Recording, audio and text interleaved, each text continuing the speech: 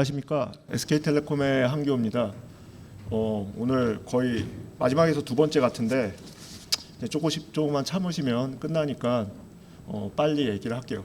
그러니까 저희가 이제 TKS라는 서비스를 좀 런칭하게 됐는데 거기서 이제 고객을 관리해야 되는 IAM을 저희가 도입해야 됐어요. 그 도입해야 되면서 키클락 다들 아시는 이제 키클락이라는 솔루션을 도입했고 간단하게 왜 얘를 선택했는지, 그 다음에 이제 상용으로 가야 되니까 구조는 어떻게 갔는지, 그리고 우리 비즈니스에 맞게 어떻게 데이터나 구조나 소프트웨어 아키텍처를 엮었는지를 짧게 설명드리겠습니다.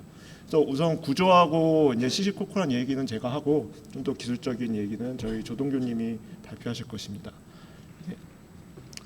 일단 저희가 이제 TKS라는 클라우드 서비스를 만들려고 했어요. 그러니까 빨리 말씀드리면 저희 팀은 예전부터 컨테이너 기반의 어떤 솔루션들을 연구 개발을 했는데요. 저희가 이제 텔레콤이다 보니까 이제 오픈스택이라는 기술로 가상화 플랫폼을 만들었어요. 근데 그게 굉장히 복잡하거든요. 여러 개 오픈 소스로 돼 있고. 이제 걔를 효율적으로 관리하기 위해서 그 모듈들을 다 컨테이너화해서 관리하는 것들을 오랫동안 해왔고요. 그러다 보니까 컨테이너 기술에 대해서 잘 알게 되었고, 그거를 경험 삼아서 이제 기업이나 이런데 구축형 솔루션을 만들어서 제공하고 있었습니다. 뭐 유명하진 않을 거겠지만 어쨌건 그래서 지금 상용으로 돌고 있고요. 마이데이터 사업이나 은행권 같은 데서도 잘 돌고 있어요. 이제 그런 걸 하다가 저희가 생각한 게 이런 컨테이너를 이용한다는 게 사실 마이크로 서비스를 이용하는 거고, 마이크로 서비스를 이용한다는 건 뒤에 살짝 나오겠지만 우리가 변화되는 환경에서 그럴 수밖에 없는, 잠깐 나올 거예요, 구조기 때문에 요거를 갖다가 대기업 말고 중소기업이나 스타트업들한테도 쉽게 접해 볼 수 있는 서비스를 사스화를 만들어 보자라는 생각으로 TKS라는 걸 이제 기획하게 됐고요. 저희 서비스는 간단하게 말씀드리면, 이게 빔인가요? 저희 이제 뭐 관리 포탈이 있겠죠. 들어가서 그러면 우리 백엔드가 있고요. GitOps 기반으로 이제 저희가 클러스터도 만들어주고, 그 클러스에 필요한 뭐 모니터링 파이프라인이라든가 CI/CD 파이프라인이라든가 이런 거를 원스톱으로 다 제공해 드려요. 그리고 이런 것들을 저희가 자체로 개발한 것도 있고 오픈 소스도 있는데 전부 다 그 조합을 공개해서 개발하고 있습니다. 근데 그러다 보니까 저희가 말씀드렸지, 저희의 기본 기술 역량은 기업 고객용이었어요. 그래서 사실 이런 IAM, 이거는 아이브죠. 아이브의 IAM을 제가 좋아해서 이따 이렇게 해놨는데, 이런 고객 관리나 사용자 관리는 저희 범위가 아니라 SI 사업에 거기 LDAP 쓰시는 분도 있고 애저 디렉토리 쓰시는 분도 있잖아요. 거기에 연동하게 됐지만 관리용 서비스는 그렇게 되는 게 아니기 때문에 하나를 선택해야 됐어요, 이 IAM을. 그래서 이제 오픈 소스를 활용하기로 한 거죠. 그래서 이제 저희가 원했던 건 멀티 테넌트. 이게 고객이 서로 다르니까 유저가 겹치면 안 되잖아요. 멀티 테넌트. 그 다음에 액세스 토큰. 저희가 이 권한 관리를 좀 더 생각을 하고 있어요. 왜냐하면 저희의 목표는 플랫폼을 단순히 제공하는 게 아니라 그걸 사용할 수 있는 업무, CI/CD까지 가야 되니까 권한 체계라든가 롤에 대한 권한이 있어야 되고, 그거를 이제 제일 무난한 토큰 기반으로 하기로 했기 때문에 토큰 관리가 되고, SSO, 그러니까 뭐 저희 포탈도 있지만 사실 저희도 이제 오픈을 지향하는 측면에서 뭐 모니터링 대시보드 같은 것을 굳이 랩핑해서 만들 필요가 있냐. 그라파나라는 좋은 툴이 있으면 그걸 활용한다. 이 뒤에 또 저희가 그라파나 랩하고 같이 발표를 할 거지만, 그랬을 때 이제 SSO가 필요했기 때문에 요 세 가지 기능을 있는 IAM을 오픈 소스를 찾게 됐습니다. 그리고 요거는 이제 잠깐 그 MSA라는 게 나와서 얘기가 하는 건데요. 이게 이제 저희가 아무래도 텔레콤이잖아요. SK텔레콤이라서 저희의 실제 경험을 팩트 기반으로 얘기해 드린 거고요. 거짓말 같네요. 팩트라고 하니까. 약은 약사에게. 이게 이제 핵심이에요. 이게 예전에 2G, 3G 하드웨어입니다. 낭장비예요. 그러면 당연히 여기 3GPP라는 거는 통신 프로토콜 규격을 만드는 소프트웨어 스택이라고 보시면 돼요. 이건 표준화 단체 비슷한 건데, 당연히 통신 프로토콜이 올라가고, 이 우리가 쓰는 3G, 4G 통신 프로토콜 밑에 IP 네트워크인 경우도 있었고, 예전에는 ATM인 경우도 있었고, 전송망이 있을 거 아니에요, 장비니까. 그리고 그 위에 제가 제일 싫어하는 차별화 기능들이 있었습니다. 모두 잘해보려고 하는 거겠죠. SKT 차별화 기능, LG 플러스 차별화 기능, 그리고 이 모드를 관리하는 OAM 기능이 있었어요. 뭐냐면 뭐 장비가 죽으면 뭐 알람을 뜬다든가, 뭐 이중화를 한다든가 이런 것들이 이렇게 한 박스 안에 있었죠. 이 하드웨어에. 그러니까 이게 흔히 말하는 완전히 모놀릭한 구조였는데, 이 구조의 장점은 굉장히 단단하고 책임감 있게 어떤 회사가 딱 할 수 있는 거고, 굉장히 효율이 높죠. 이게 인테그레이션이 이렇게 버티컬리 딱 돼 있으니까. 근데 이렇게 세상이 바뀌었어요. 영어 유치원을 다닌다는 거죠. 사람들이 이제 영어도 잘하고 꼭 우리나라 안에서만 뭘 할 필요가 없고. 요거는 뭔지 아시죠? 이거 뭔지 아시는 분 계세요?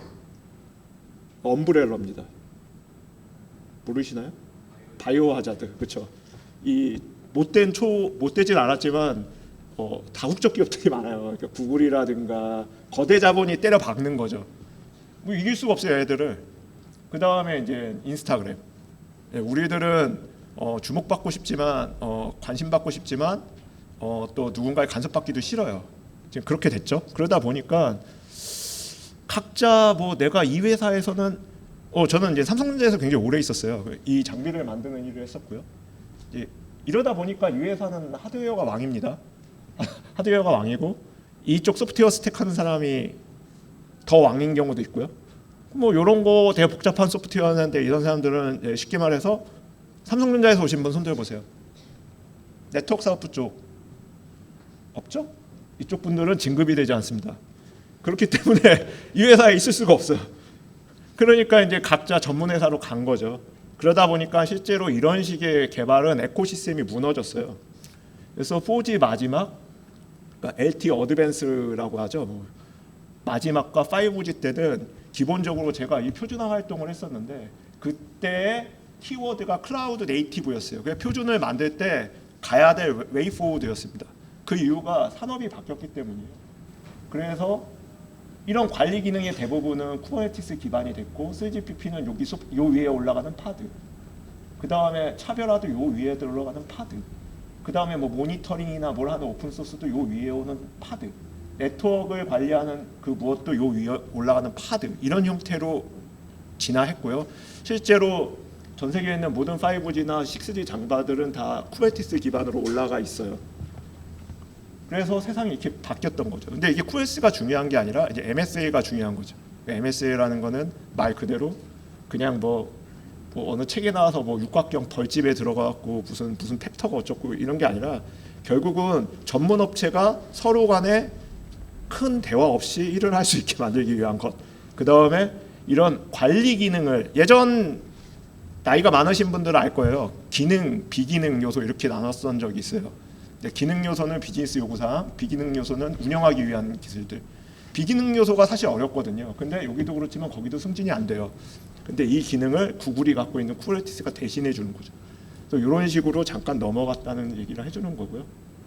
빠르게 또 넘어가면, 그러면 IAM을 찾고 있었어요, 저희가. 근데 키클락을 우리가 왜 선택했냐? 라는 거는 크게 세 개예요. 이게 저희가 이제 오픈 소스를 바라보는 우리 팀의 관점이기도 합니다. 일단 얘가 오래됐어요. 그러니까 뭐 중요한 거는 메가 트렌드가 아니에요. 마지막까지 살아남은 놈이 최고다. 얘는 버전이 벌써 최신이 21 버전입니다. 뭔가 있겠지라는 막연함이에요. 오래됐잖아요. 막 진화하고 있겠죠. 이제 로봇도 되네요. 그 다음에 두 번째는 저희가 SSO라는 걸 봤을 때 뭐 여러 가지가 있었지만, 어쨌건 여기 표준이라는 용어를 쓰긴 뭐하지만 현재로서는 오픈 아이디 방식이 가장 지속 가능한 것 같다라는 판단을 했습니다. 그래서 오픈 아이디를 지원하는 것. 그 다음에 하나는 저희는 어쨌건 다 아까처럼 우리도 MSA 구조로 백엔드를 쓰고 있어요. 그러니까 MSA 구조라는 게 뭐 다른 게 아니라 쿠버네티스 위에 올라가고 있다는 거고, 그러다 보니까 쿠버네티스에서 잘 돌아가는 솔루션을 찾고 있었습니다. 그래서 우리가 찾았을 때 키클락이 굉장히 쿠버네티스 프렌들리하다. 왜냐하면 얘가 이 컨트롤러가 있고 약간 오퍼레이터 패턴을 쓰고 있었다. 심지어 처음에 만든 게 약간 까리하게 잘못 만들어서 뜯어서 새로 만들고 있었다. 뭐 그런 면을 되게 높이 산 거예요. 할 거면 똑바로 해야 되죠. 왜냐하면 이 키클락의 모든 구성은 데이터베이스에 설정이 돼 있지만, 대부분의 이제 오퍼레이터 구성을 하려면 쿠버네티스의 리소스로 관리돼야 되지 않습니까? 그 사이에 약간 어싱크 그러니까 충돌이 있었어요 예전 건. 그래서 뭐 DB에서 바뀐 거는 뭐 제가 잘 이해한 건지 모르겠네요. 글쎄요. 죄송합니다. 말을 그지같이 했나 봐요. 어쨌건 그런 것들이 있었는데 그걸 개선하려고 노력했다는 점에서 저희가 이제 키클락을 선택하게 됐고요. 빨리 해야겠네. 키클락을 이제 선택한 다음에 이제 저희가 생각한 거는 이중화 어떻게 하지? 그래서 상용을 하는데 HA는 어떻게 하지? 그러면서 근본적인 생각이 또 고민을 많이 했어요. 뻘짓을. 야, 쿠버네티스에서 이중화를 할 때는 그럼 어떻게 해야 되지? 아까 OEM 기능, 뭐 스케일링, 뭐 그다음에 뭐 페일오버 이런 것들을 다 쿠버네티스가 제공해 주는데 이거를 예전 형식으로 클러스터링을 통해서 하는 게 맞아? 뭐 이런 의문점들이 있었어요. 그러다가 생각해 봤는데 하이어빌리티는 세 가지야. 네트워크, 리던던트, 퍼시스턴스. 그러니까 누군가가 분배해 줘야 되잖아요. 그러니까 일단은 리던던트. 그러니까 뭔지 모르니까 하나 더 사는 거죠. 그러니까 예전에 골초들은 담배를 막 두 갑씩 갖고 다녔거든요. 이어서 피려고. 그런 것처럼 두 개씩 갖고 다니는 거예요. 세 개를 돌리든지 네 개를 돌리든지. 그러면 페일 확률이 n분의 1이라고 하면 그 곱하기로 되잖아요. 여러 개 놔. 그럼 여기서 누가 잘 네트워크 분배를 해줘야 되죠. 근데 예전 레가시 시스템은 이 분배하는 방법이 되게 다양했죠. 그래서 뭐 시스코 같은 데서는 무조건 MPLS 쓰라고 했겠죠. 뭐 여기 네트워크를 안 하시는 것 같은데. 그 다음에 이제 이 걔네들은 결국은 똑같은 생각을 하고 있어야 될 거 아니에요. 얘가 죽어도 일로 가야 되니까. 그래서 로지컬하게는 사실 몸체는 여러 가지만 뇌는 하나인 형태가 됐어야 돼요. 근데 이게 구성을 할 때 액티브 뭐 스탠바이로 넣어도 되고 액티브로 넣어야 되고 여기 캐시를 해도 되고 이거를 이중화해도 되고 여러 가지 방법이 있었겠지만 로지컬하게는 이렇게 가는 거였다. 그래서 키클락 같은 경우는 공부해 보니까 뭐냐라고 봤더니 레거시 키클락에서 제공하는 방식을 보니까 뭐 로드 밸런서에서 이쪽으로 분배해 주거나 스티키니스 그러니까 어떤 세션은 일로 갔으면 다음 세션은 일로 안 가게 하는 이런 것들은 키클락의 영역이 아니라 여기 뭐 F5가 됐던 엔진X가 됐건 같은 회사인가요? 그런 그 로드 밸런서의 세팅, L7의 세팅, HA 프락시 같은 애 세팅이었고 그 나머지 키클락의 세팅은 키클락 내부에 인피니티 스팬이라는 자바 기반의 로컬 캐시가 있고 컨시스턴시가 유지돼야 되는 게 밖에 있는 DB였겠죠. 이 두 개로 구성이 돼 있다라고 봤던 거죠. 그래서 이거를 갖다가 저희가 이제 클라우드, 퍼블릭 클라우드에 올렸을 때 생각했을 때 첫 번째 귀찮은 두 개가 해결됐어요. 얘랑 얘. 다 알다시피 퍼블릭 클라우드 쓰면 이런 애들은 그 관리형으로 제공이 되잖아요. 저희 같은 경우는 아마존 IDS를 썼고, 우리는 아마존을 쓰니까 얘네들 엘라스틱 로드 밸런스 썼고, 이제 요거는 해결됐고. 그럼 이게 해결됐으니까 2PC 같은 건 설정 안 해도 되고 나머지는 이제 요거를 어떻게 클러스터링을 하느냐가 좀 고민이었어요. 근데 이 클러스터링 방법은 다 다르니까. 그래서 이 고민을 빠르게 보니까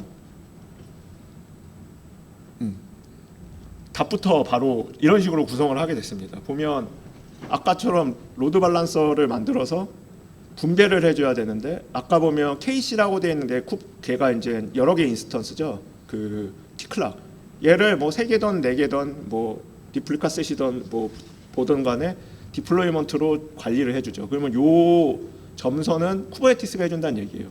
스케일링하고 릴라이블리티는 쿠버네티스에 맡깁니다. 네트워킹도 쿠버네티스에서 맡깁니다. 키클락이니까 인증해야 되잖아요. 그러면 이제 인증서 관리를 해야 되잖아요. 인증서 관리도 쿠버네티스한테 맡긴 거예요. 여기 이제 저희가 이거 뭐라고 쓴 거야? 서트 매니저 터가지고 이제 레츠 인크립트라는 공인기관으로 자동으로 배포를 하게 됐거든요. 이거는 이제 그 뭐 3개월 한 번씩 자동 관리가 될 거예요. 그리고 저희가 이 인증서를 얘네들한테 직접 안 받고 여기다가 이렇게 했기 때문에 이제 얘네들 각각의 설정을 바꾸거나 이 파드를 껐다 켤 필요 없이 이쪽에서 인그레스에서 설정으로 인증서가 붙기 때문에 이제 관리가 좀 편했고요. 나머지 하나 남은 거는 이제 클러스터링이었어요. 얘는 뭐 RDS 쓰니까. 그래서 저희가 클러스터링을 해결한 거는 헤드리스 서비스를 만들어서 얘하고 얘 사이를 보게 한 거고요. 헤드리스 서비스라는 거는 쿠버네티스를 어느 정도 다 아시겠지만 원래 서비스라는 게 있잖아요. 서비스라는 거는 뒤에 있는 파드들이 사실은 파드 IP가 다르니까 밖에서 보는 애들이 밖에서 보는 애들이 얘한테 싱글 엔드 포인트를 주기 위해서 버추얼 IP를 그냥 주는 거라고 보시면 돼요. 그래서 얘가 받아서 이렇게 넘겨주는 거죠. 이걸 버추얼 IP를 주는데 이 버추얼 IP가 결국은 밖에서 보는 얘네들의 머리 헤드인 거죠. 근데 헤드리스 서비스라는 거는 이 버추얼 IP를 할당을 하지 않는 서비스예요. 버추얼 IP를 할당을 안 하는 서비스는 약간 뭐지?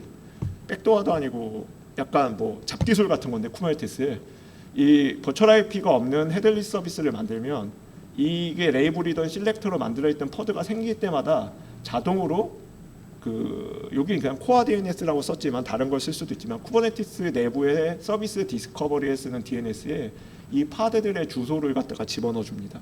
근데 이거가 왜 사용하냐면 이 그림에서 보면 얘네들끼리 컨시스턴시를 맞추려면 지들이 뭔가 프로토콜을 만들어요. 모든 회사가.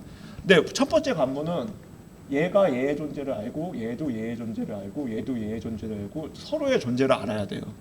그게 이제 네이버 디스커버리 보통 그렇게 얘기했죠. 대부분은 네트워크에서 프로토콜 레벨로 하는 경우가 있고 아니면 사용자가 하나하나 증가할 때마다 뭐 여기다가 어디 설정 파일에 써주는 방법이 있는데 자동화로 되면 보통 프로토콜을 쓰는데 프로토콜을 쓸 때 대부분의 방법이 이제 브로드캐스트죠.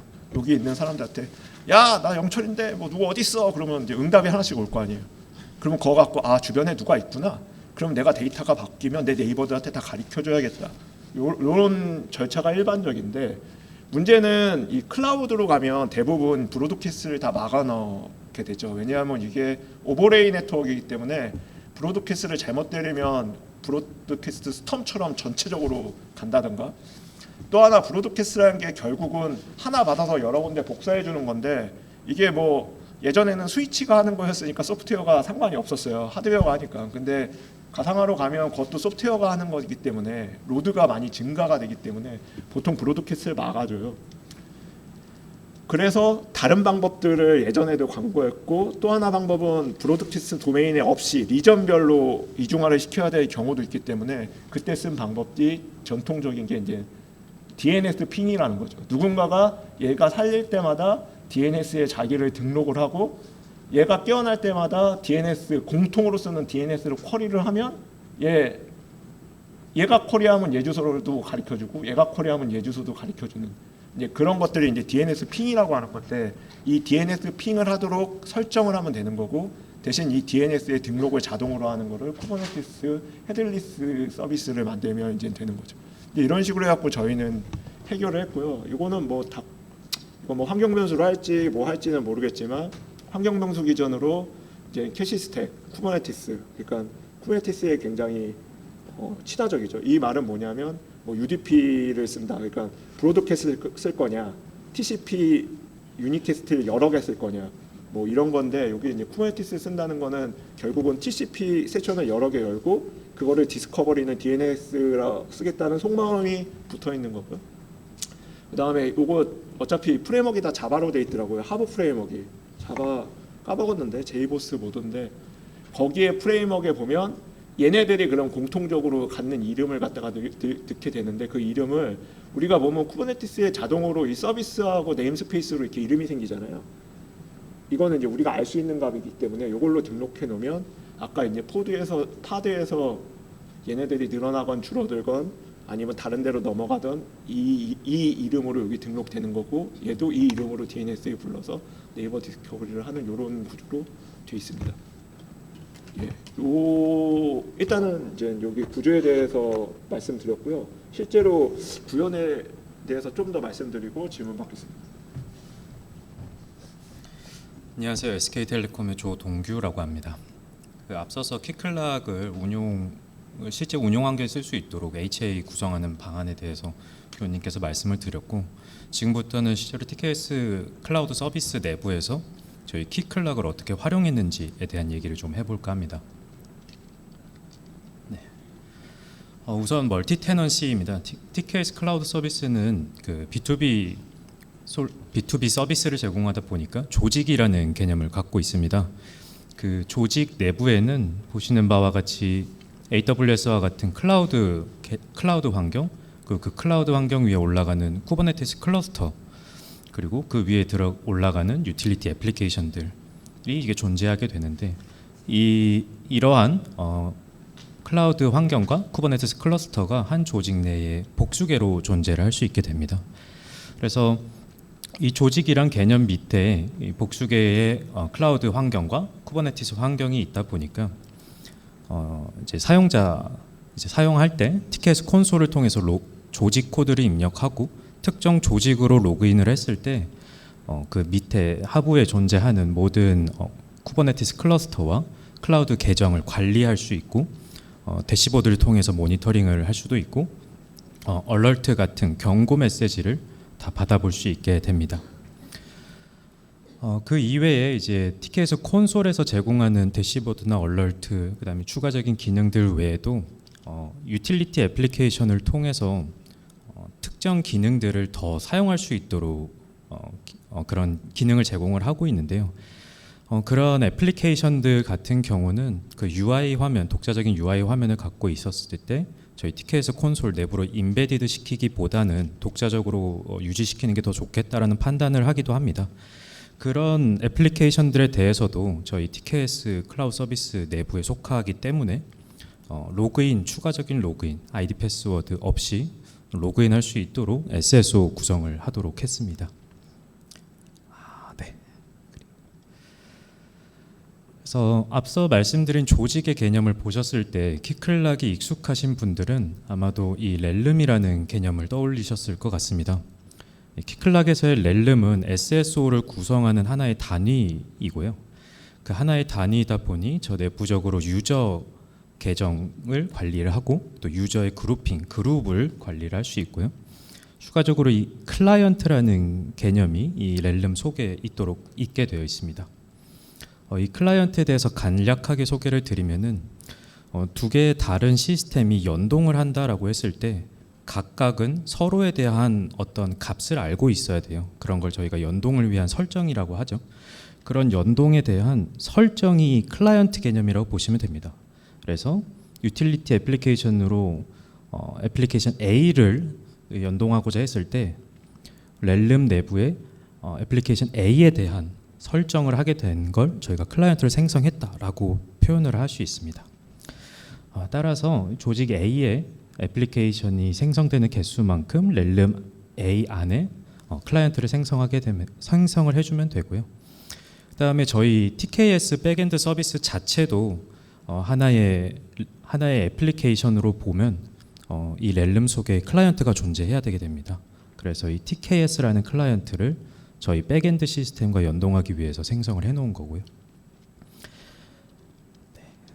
그래서 이제 다음 페이지로 앞서 말씀드렸던 건 이제 저희의 키클락 구성이고 이제 싱글 사인온 그것이 어떻게 동작하는 것인가에 대해서 좀 간략하게 말씀을 드려볼까 합니다. 지금 케이스에서는 이제 오스 서버 인증 서버를 저희 키클락으로 설명을 하고 있고요. 이제 사용자가 애플리케이션 A에 접근하고자 하는 상황에 대한 설명입니다.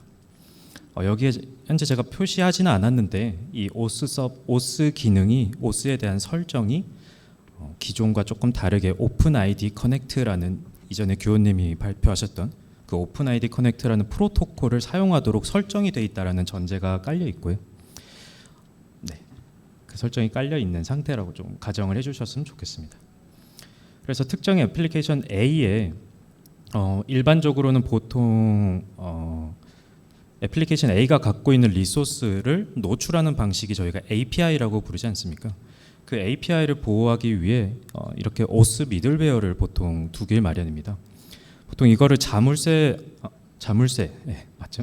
자물쇠라고 생각하게 되면은 이 자물쇠를 뚫고 내부에 있는 리소스에 접근하기 위해서는 키라는 게 필요하죠. 그래서 이 로그인이라는 개념은 실제적으로는 이 자물쇠를 열기 위한 키를 얻는 과정이라고 보시면 됩니다. 근데 아무한테나 줄 수 없으니까 일반적으로 인증 정보를 요청을 하는 거고 그 인증 정보는 저희가 잘 아는 아이디와 패스워드 내지는 공인인증서 등등이 될 겁니다. 네.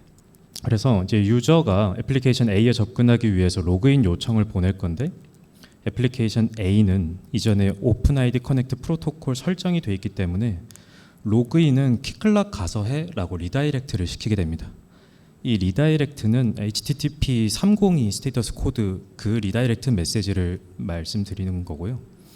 거기 헤더에다가 이 키클락의 URL을 넣게 되면은 브라우저는 자동으로 유저의 개입 없이 이 키클락의 로그인 페이지를 바라보도록 됩니다. 그럼 이제 그 키클락 로그인 페이지에 아이디 패스워드에 대한 인증 정보를 넣게 되고요. 그 인증 정보를 받은 키클락이 이 사람은 그 사람이 맞아라고 허용할 경우엔 다시 이전에 애플리케이션 A의 A의 페이지로 가도록 다시 리다이렉트 응답을 주게 됩니다. 결국 애플리케이션 A는 로그인을 하고자 했을 때 로그인 페이지는 키클락을 쓰고 실제적으로 로그인이 끝나면 다시 A로 돌려주는 요 과정이 있다라고 보시면 되고요. 이 과정에서 좀 시간이 많지 않아서 조금 핵심적인 부분만 말씀을 드리면 이 쿠키라는 게 남는다라는 것이 핵심입니다. 그래서 이후에 이제 동일한 유저가 애플리케이션 B에 로그인하고자 했을 때 리다이렉트가 되며 쿠키 이전 단계에서 발급받은 쿠키 정보를 전송을 함으로써 추가적인 아이디 패스워드를 입력하지 않아도 이제 인증이 되는데 이 과정이 이제 저희가 생각하는 SSO가 된다. 추가적인 아이디 패스워드를 안 넣어도 된다라는 그 핵심 부분이라고 보시면 되고요. 네. 그리고 이제 저희가 로그인 프로세스를 어떻게 만들었는가에 대해서 말씀드리면 동일하게 이전과 동일하게 로그인 요청을 했을 때 저희는 키클락이라는 오스 서버와 통신을 통해서 토큰을 발급받습니다. 그때 나온 토큰을 이제 유저에게 전달을 하게 되고요. 유저는 저희 API에 요청을 보낼 때마다 이 토큰을 항상 포함해서 보내게 됩니다. 그리고 이 토큰에 대해서 조금 더 말씀드리면 저희는 JWT 토큰을 사용하고 있고요. JWT 토큰은 제이슨처럼 생긴 제이슨 안에 원하는 데이터를 넣을 수 있는 토큰을 말하고 있거든요.